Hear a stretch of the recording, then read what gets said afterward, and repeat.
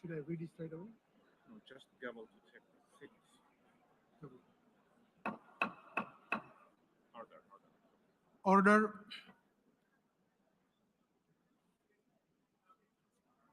The plenary meeting, the 10th plenary meeting of the General Assembly is called to order.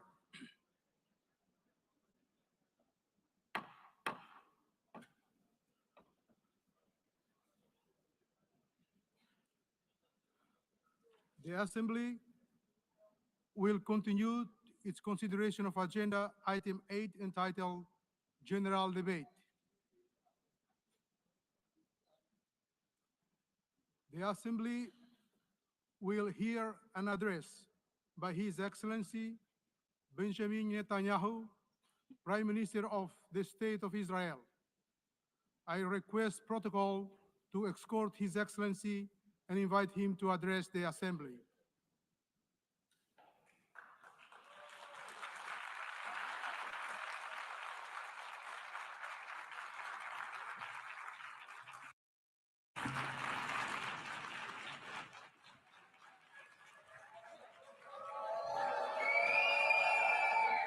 Please, order in the hall. Please, order in the hall.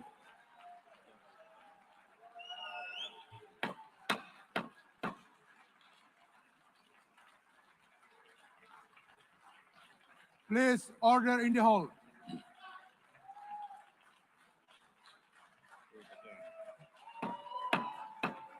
Please, order in the hall.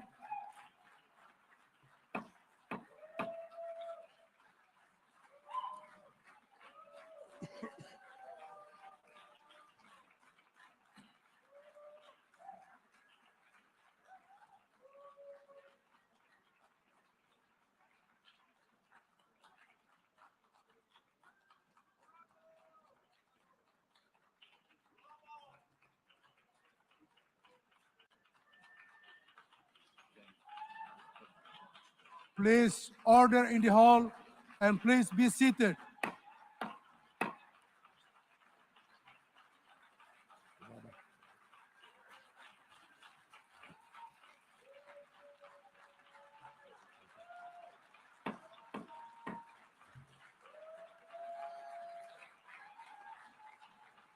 Please order in the hall.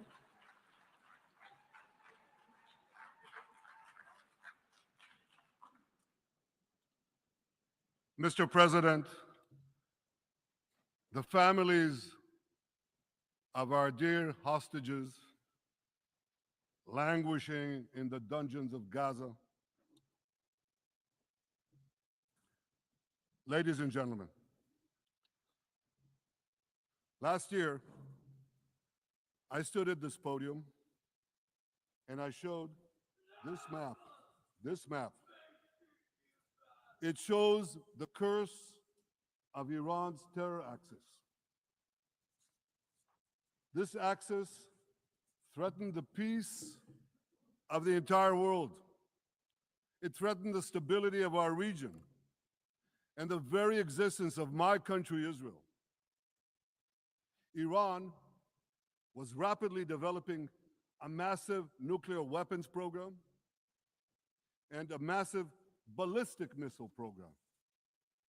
These were meant not only to destroy Israel, they were meant also to threaten the United States and blackmail nations everywhere.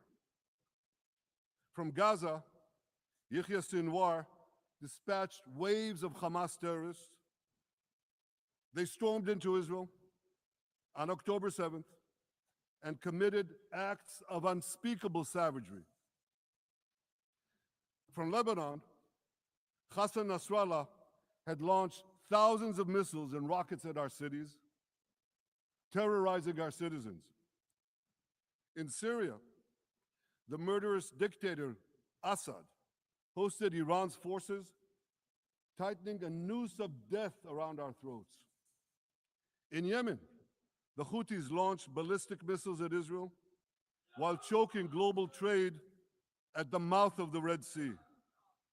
So what's happened over the past year? We've hammered the Houthis, including yesterday. We crushed the bulk of Hamas's terror machine. We crippled Hezbollah, taking out most of its leaders and much of its weapons arsenal. You remember those beepers, the pagers? We paged Hezbollah.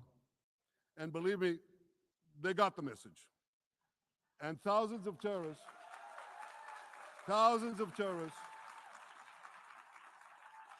dropped to the ground. We destroyed Assad's armaments in Syria. We deterred Iran's Shiite militias in Iraq. And most importantly, and above anything else that I could say to you or that we did in this past year, in this past decade, we devastated Iran's atomic weapons and ballistic missiles programs.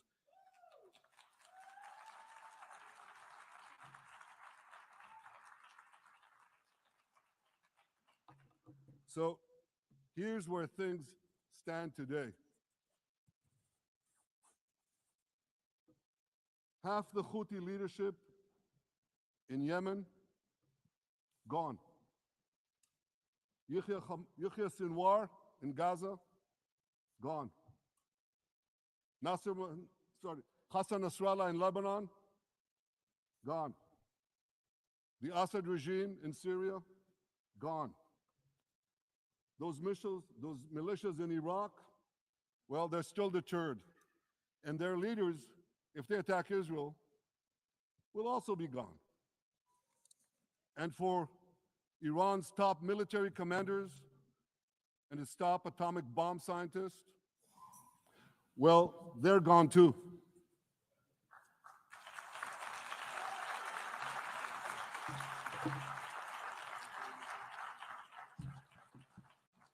Israel's 12-day war with Iran, which I renamed Operation Rising Lion, that's from the Bible.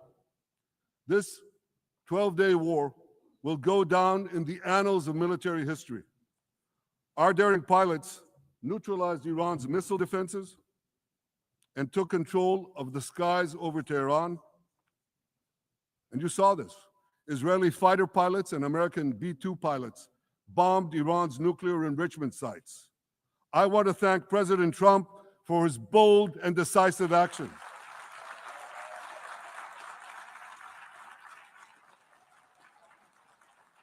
President Trump and I promised to prevent Iran from developing nuclear weapons, and we delivered on that promise.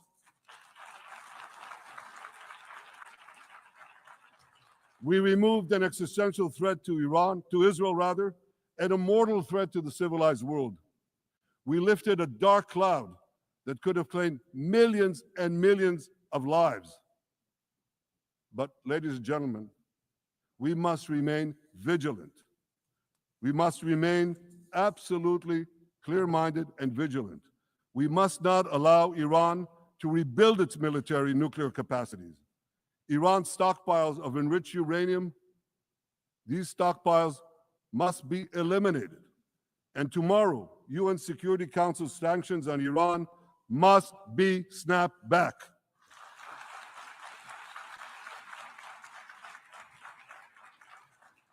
Thanks to the resolve of our people, the courage of our soldiers, and the bold decisions we took, Israel rebounded from its darkest day to deliver one of the most stunning military comebacks in history.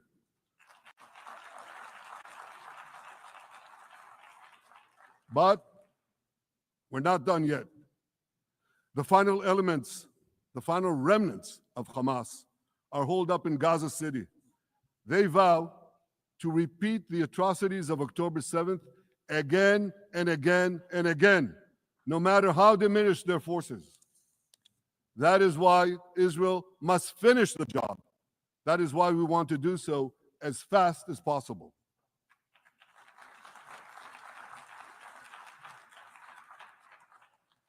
Ladies and gentlemen, much of the world no longer remembers October 7th, but we remember. Israel remembers October 7th. On that day, well, I'll tell you, you can remember October 7th too. You see this large pin here? It's a QR code. what I ask you to do is hold up your phones, zoom in, and you too will see why we fight and why we must win. It's all in here. On October 7th, Hamas carried out the worst attack on Jews since the Holocaust.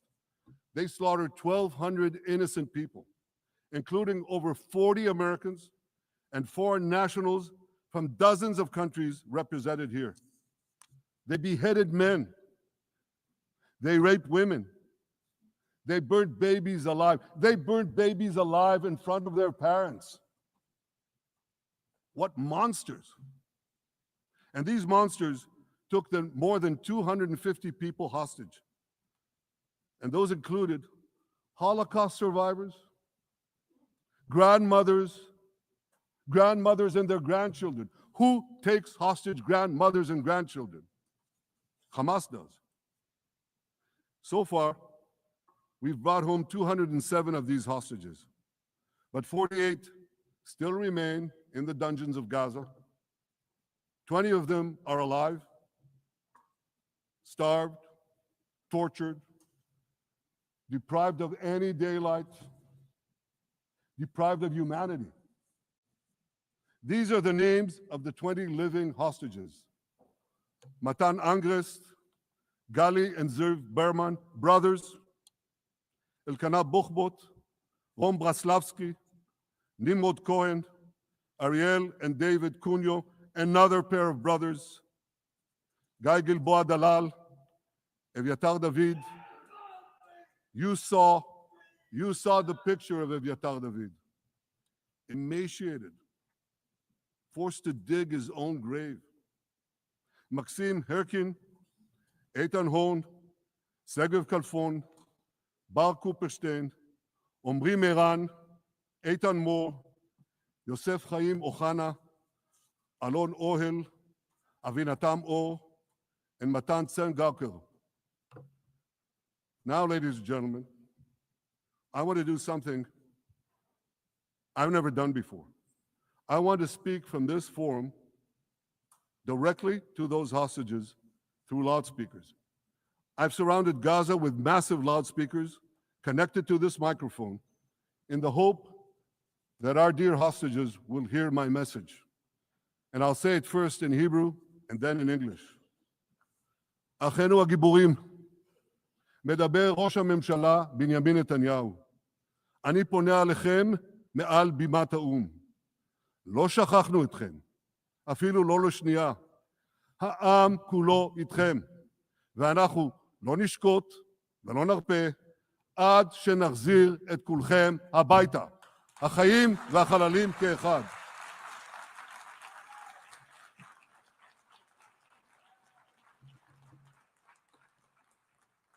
Our brave heroes. This is Prime Minister Netanyahu speaking to you live from the United Nations. We have not forgotten you, not even for a second. The people of Israel are with you. We will not falter and we will not rest until we bring all of you home.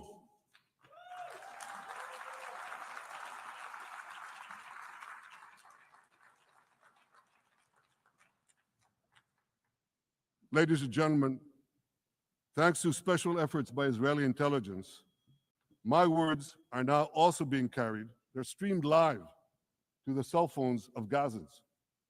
So to the remaining Hamas leaders and to the jailers of our hostages, I now say, lay down your arms. Let my people go. Free the hostages, all of them, the whole 48. Free the hostages now.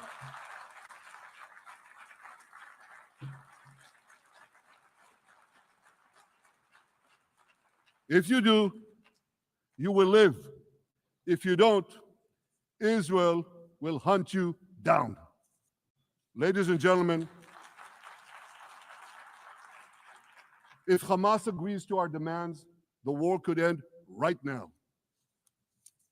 Gaza would be demilitarized, Israel would retain overriding security control, and a peaceful civilian authority would be established by Gazans and others committed to peace with Israel.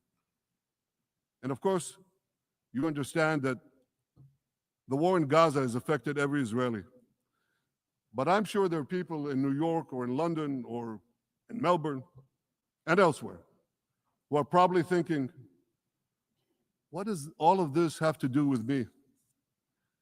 And the answer is everything. Because our enemies are your enemies. So let's do something else. So first at the UN, let's do a pop quiz. And raise your hand if you know the answer. Here's the first question. Who shouts death to America? Is it A, Iran, B, Hamas, C, Hezbollah, D, the Houthis, or E, all of the above? All of the above. Correct, all of the above. Second question. Who has murdered Americans and Europeans in cold blood? Is it A, Al-Qaeda, B, Hamas, C, Hezbollah, D, Iran, or E, all of the above? Correct, again. So here's the point I wanted to make. Our enemies hate all of us with equal venom. They want to drag the modern world back to the past, to a dark age of violence, fanaticism, and terror. I think many of you are already feeling in your own societies the radical Islamist surge. You know, I'm sure you do, you know deep down that Israel is fighting your fight. So I want to tell you a secret. Behind closed doors, many of the leaders who publicly condemn us privately thank us. They tell me how much they value Israel's superb intelligence services that have prevented time and again terrorist attacks in their capitals, time and again saving countless lives. General George Keegan, former head of U.S. Air Force intelligence, once said, if the United States had to gather on its own the intelligence that Israel gives us, we would have to establish 5 CIAs. 5 CIAs. This past June, when Israel struck Iran's nuclear facilities, German Chancellor Merz admitted the truth. He said, Israel is doing the dirty work for all of us. President Trump understands better than any other leader that Israel and America face a common threat. He showed the world that when Iran and its proxies murder Americans, take Americans hostage, shout death to America, burn American flags, and try to assassinate the President of the United States, not once, but twice. He showed them there is a price to pay for all that.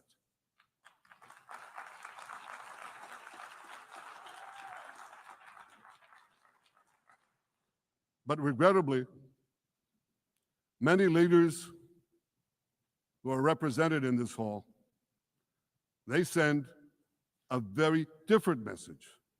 Sure, in the days immediately following October 7th, many of them supported Israel.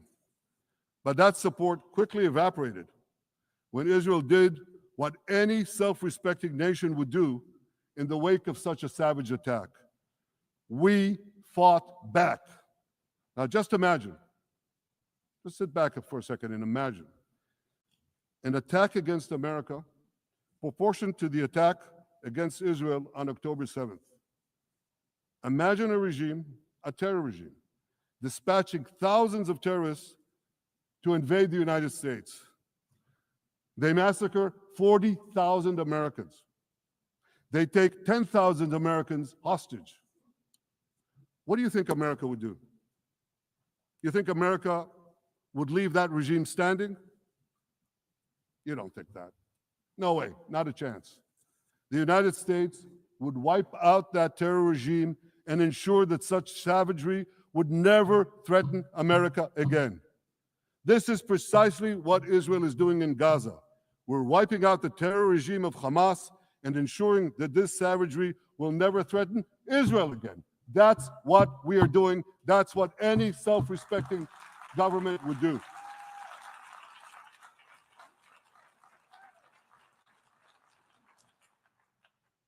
Yet, and it's a yet that I'm sorry to say here, yet over time, many world leaders buckled. They buckled under the pressure of a biased media, radical Islamist constituencies, and anti-Semitic mobs. There's a familiar saying, when the going gets tough, the tough get going. Well, for many countries here, when the going got tough, you caved. And here's the shameful result of that collapse. For much of the past 2 years, Israel has had to fight a seven-front war against barbarism, with many of your nations opposing us. Astoundingly, as we fight the terrorists who murdered many of your citizens, you are fighting us. You condemn us, you embargo us, and you wage political and legal warfare, it's called lawfare, against us. I say to the representatives of those nations, this is not an indictment of Israel. It's an indictment of you. It's an indictment of weak-kneed leaders who appease evil rather than support a nation whose brave soldiers guard you from the barbarians at the gate. They're already penetrating your gates. When will you learn? You can't appease your way out of jihad, and you won't escape the Islamist storm by sacrificing Israel. To overcome that storm, you have to stand with Israel. But that's not what you're doing. As the prophets of Israel foretold in the Bible, you've turned good into evil and evil into good. Now I want to drill down on this. Take the false charge of genocide. Israel is accused of deliberately targeting civilians. Ladies and gentlemen, the opposite is true.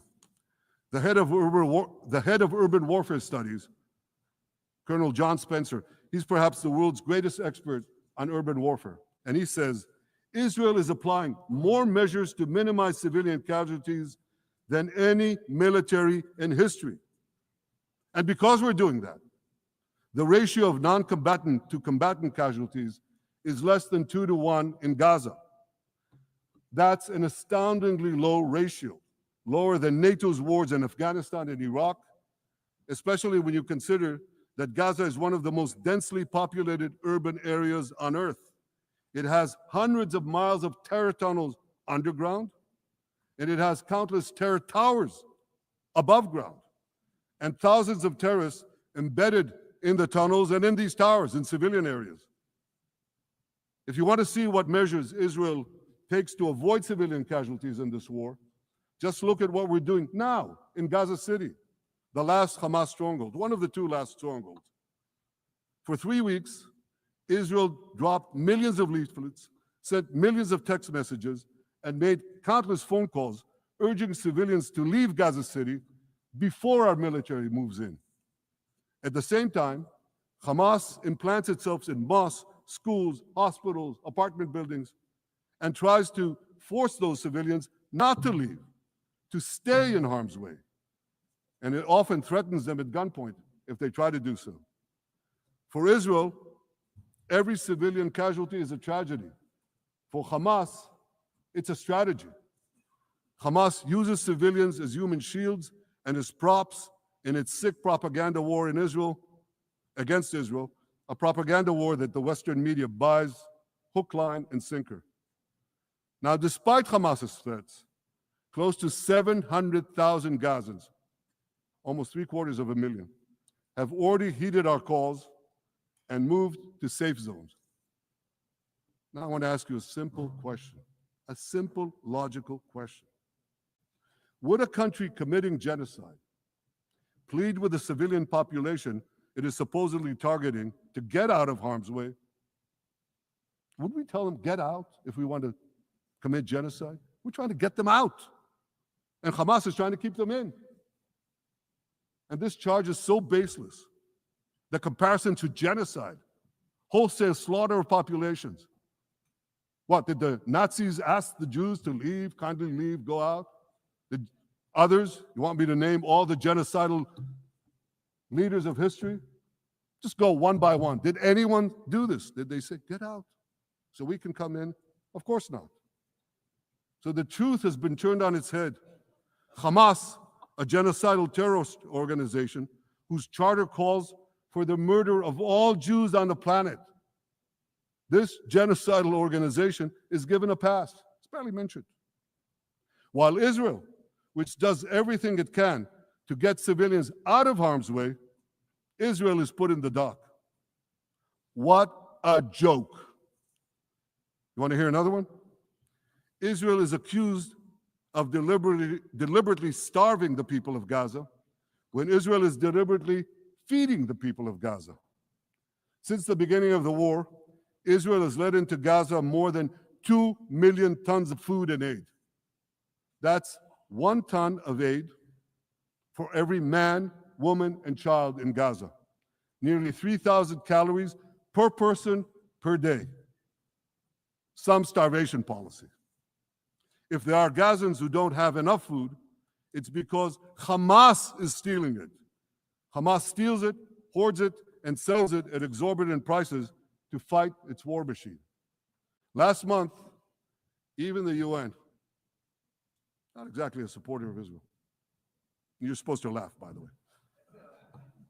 Last month, even the UN admitted that Hamas and other armed groups looted 85% of the trucks.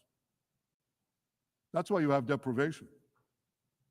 Those who peddled the blood libels of genocide and starvation against Israel are no better than those who peddled blood libels against the Jews in the Middle Ages when they falsely accused us of poisoning wells, spreading plague, and using the blood of children to bake Passover matzahs. Anti-Semitism dies hard. In fact, it doesn't die at all. It just keeps coming back with its libelous lies, refurbished, regurgitated over and over again. And I want to tell you something else. These anti-Semitic lies, they have consequences. In recent months, Jews have been assaulted in Canada, Australia, Britain, France, the Netherlands, and elsewhere. Here in America, an elderly Holocaust survivor was burned to death in Colorado. And a beautiful young couple from the Israeli embassy in Washington was brutally gunned down right in front of the Holocaust Museum there. Thankfully, President Trump's administration is forcefully fighting the scourge of anti-Semitism, and every government here should follow its lead. But instead, many do the opposite. They actually reward the worst anti-Semites on earth. This week, the leaders of France, Britain, Australia, Canada, and other countries unconditionally recognized a Palestinian state. They did so after the horrors committed by Hamas on October 7th. Horrors praised on that day by nearly 90% of the Palestinian population. Let me say that again. Nearly 90% of Palestinians supported the attack on October 7th. It's not supported only, they celebrated it. They danced on the rooftops. They threw candies. That's both in Gaza and in Judea, Samaria, the West Bank, as you call it. And it's just the way they celebrated another horror, 9/11. They danced on the rooftops. They cheered. They threw candy. You know what message the leaders who recognize the Palestinian state this week sent to the Palestinians? It's a very clear message. murdering Jews pays off. Well, I have a message for these leaders. When the most savage terrorists on earth are effusively praising your decision, you didn't do something right. You did something wrong, horribly wrong. Your disgraceful decision will encourage terrorism against Jews and against innocent people everywhere. It will be a mark of shame on all of you. But wait a minute, Mr. Prime Minister, they tell me. Wait a minute. We believe in a two-state solution where the Jewish state of Israel will live side by side in peace with the Palestinian state. There's only one problem with that. The Palestinians, they don't believe in this solution. They never have. They don't want a state next to Israel. They want a Palestinian state instead of Israel. And that's why every time they were offered a Palestinian state, but were required to end the conflict with Israel and recognize the Jewish state, every time, over the decades, they turned it down. And that is why every time they were given territory, they used it to attack us. In fact, they effectively had a Palestinian state in Gaza. So what did they do with that state? Peace? Coexistence? No. They attacked us time and time again. Totally unprovoked. They fired rockets into our cities. They murdered our children. They turned Gaza into a terror base from which they committed the October 7th massacre. So here's the uncomfortable truth. The persistent Palestinian rejection of a Jewish state in any boundary is what has driven this conflict for over a century. It is still driving it. It's not the absence of a Palestinian state. It's the presence and existence of a Jewish state. And I find it amazing that the foreign chancelleries and the ministries and all those who pontificate about this, and the leaders, how can they not see this basic truth when it is repeated again and again and again ad nauseum? And I want to say something else. This rejection of a Jewish state not only applies to Hamas, it also applies to the so-called moderate Palestinian Authority. You should know that the Palestinian authorities pays terrorists to slay Jews. The more Jews the terrorists slay, the more the Palestinian Authority pays. The Palestinian Authority names its government buildings, its public squares, its schools after the mass murderers of Jews, which they glorify as martyrs. They pay and glorify not just the killer of Jews, but also killers of Christians. Christians like Taylor Force, an American veteran who was brutally murdered in Israel by Palestinian terrorists. But, that I hear from the Western leaders. They tell me, the PA promised us it will reform. And I know this time, Prime Minister, it will be different. Yeah, right. We've heard these promises for decades. They always promise. They never deliver. Because you see, the Palestinian Authority is corrupt to the core. They haven't held elections in 20 years. They use the same textbooks as Hamas, exactly the same textbooks. They teach their children to hate Jews and destroy the Jewish state. And Christians don't fare much better. When Bethlehem, the birthplace of Jesus, was under Israeli control, 80% of its residents were Christians. But since the PA took control, that number has dwindled to under 20%. These are the people you want to give a state to? What you're doing is giving the ultimate reward to intolerant fanatics who perpetrated and supported the October 7th massacre. Giving the Palestinians a state 1 mile from Jerusalem after October 7th is like giving Al-Qaeda a state 1 mile from New York City after September 11th. This is sheer madness. It's insane, and we won't do it.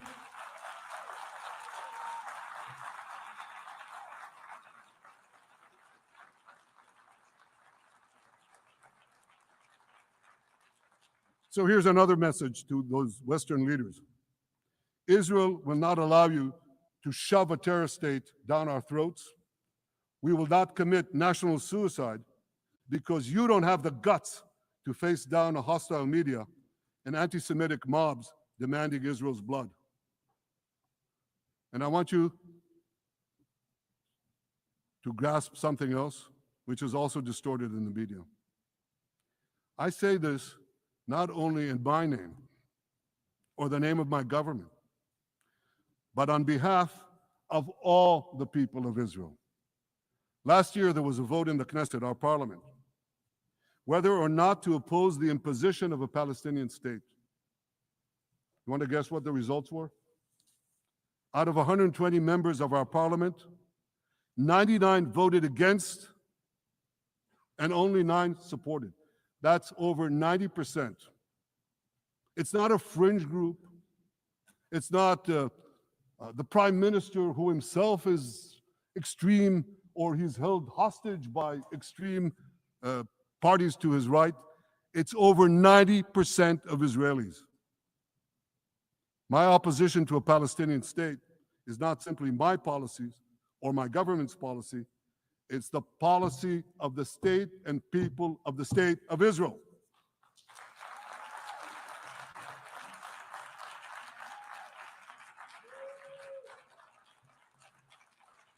Western leaders may have buckled under the pressure. And I guarantee you one thing, Israel won't. Israel's victories over the Iranian...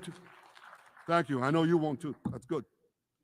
Israel's victories over the Iranian terror axis have opened up possibilities for peace that were unthinkable 2 years ago. Take Syria. For decades, the very idea of peace between Israel and Syria seemed unimaginable. Well, no more. Today, we have begun serious negotiations with the new Syrian government.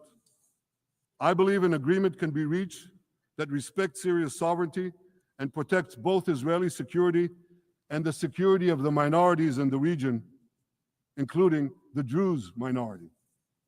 From the founding of Israel, Jews and Druze have been brothers in arms. We have fought together, we've bled together, we built our lives together.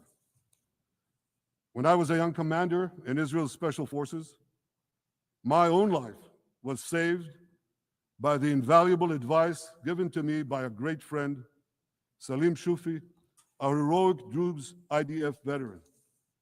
And that's why I couldn't sit idly by, nor could Israel sit idly by, while the Druze were being slaughtered by jihadists. And I instructed our forces to stop the massacre, which they promptly did. Peace between Israel and Lebanon is possible as well. I call on the Lebanese government to also begin direct negotiations with Israel. I commend it for its declared aim to disarm Hezbollah, but we need more than words. If Lebanon takes genuine and sustained action to disarm Hezbollah, I'm sure we can achieve a sustainable peace. Of course, until that happens, we will take whatever action we need to defend ourselves and to maintain the conditions of the ceasefire which was established in Lebanon. Our goal is not merely to monitor Hezbollah's actions, but to prevent them from violating the ceasefire and attacking us at any time. But I'm sure that if the Lebanese government persists in its goal of disarming Hezbollah, peace will come very speedily and very readily. Victory over Hezbollah has made peace possible with our two Arab neighbors in the north. Victory over Hamas will make peace possible with nations throughout the Arab and Muslim world. Our victory will lead to a dramatic extension and expansion of the historic Abraham Accords, which President Trump brokered between Arab leaders and myself 5 years ago. And I took note, as I'm sure you did too, of the encouraging words spoken here by the president of Indonesia. This is the country with the largest Muslim population of all nations. And it's also a sign of what could come. Forward-looking Arabs and Muslim leaders know that cooperating with Israel will provide them with groundbreaking Israeli technologies, including in medicine and science, in agriculture and water, in defense and AI, and so many other fields. I believe that in the coming years, the Middle East will look dramatically different. Many of those who wage war on Israel today will be gone tomorrow. Brave peacemakers will take their place. And nowhere will this be more true than in Iran. The long-suffering Iranian people will regain their freedom. They will make Iran great again. And our two ancient peoples,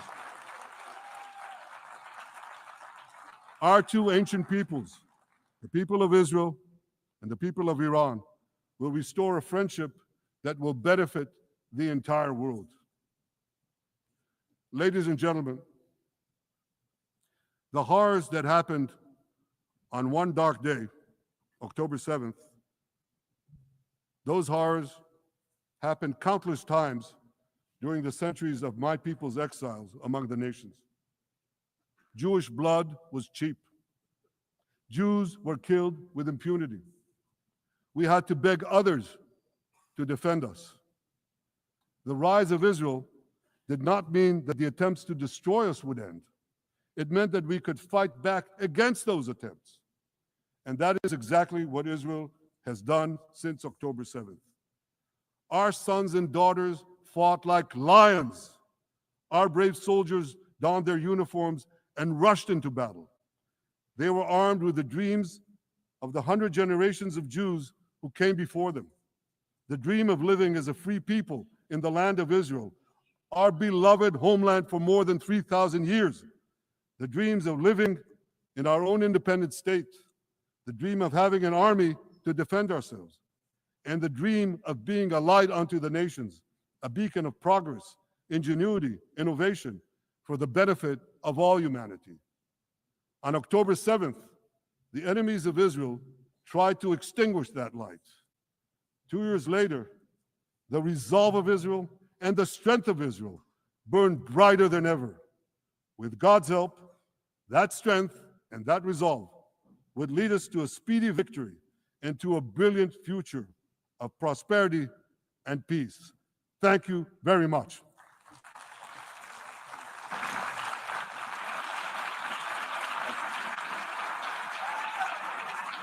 Você é de direita e conservador? Seja um patrono da TV Flórida, a sua TV brasileira nos Estados Unidos.